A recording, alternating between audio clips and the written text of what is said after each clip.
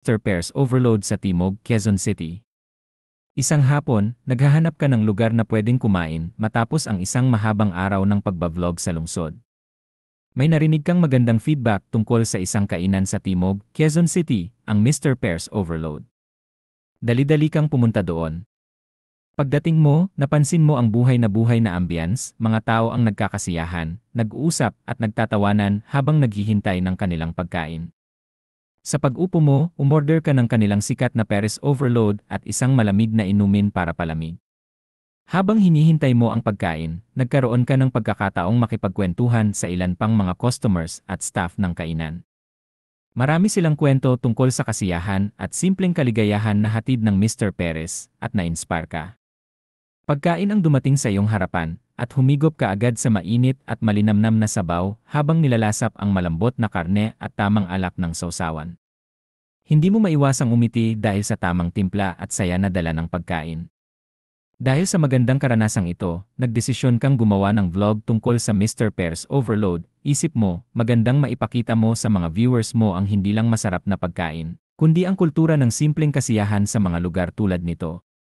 Laking saya mo nang malaman mong marami ang natulungan ng kwento mo, at mas lalo pang dumami ang mga bumibisita sa Mr. Pears dahil sa iyong video. Habang masarap kang kumakain ng Pears Overload mo sa Mr. Pears Overload, napansin mo na may nakadisplay na poster tungkol sa isang libre raffle, may premyong motor na ipapamahagi bilang bahagi ng kanilang anniversary celebration.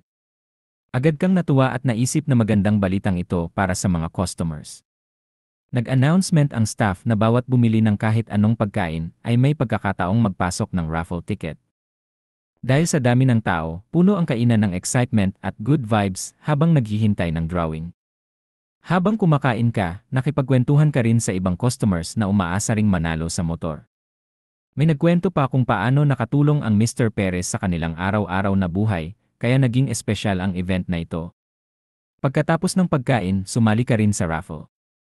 Kahit na hindi manalo, masayang-masaya ka dahil sa magandang food experience at saya ng community na naramdaman mo. Kinabukasan, naglabas ka ng bagong vlog na hindi lang tungkol sa masarap na pagkain kundi pati na rin sa pa-free raffle event. Hey, what's up mga kabro? Ako nga pala si Bro Rockno. Mga kabro ay hindi lang yun mga kabro, pwede ka rin manalo ng motor. So, kakain ka lang ng, mag-abil ka lang ng Paris Overload, unli rice na yun at may soft drinks na. So yun mga kabro is pwede ka makatanggap ng isang ticket. Kung meron naman yung ibang putay mga kabro, meron din ang ibang marami kang ticket na matatanggap. So punta ka lang dito sa Timog, Paris Overload sa Quezon City mga kabro. Marami ang natuwa at na-inspire sa kwento mo, kaya lalo pang sumikat ang Mr. Pears Overload sa Timog.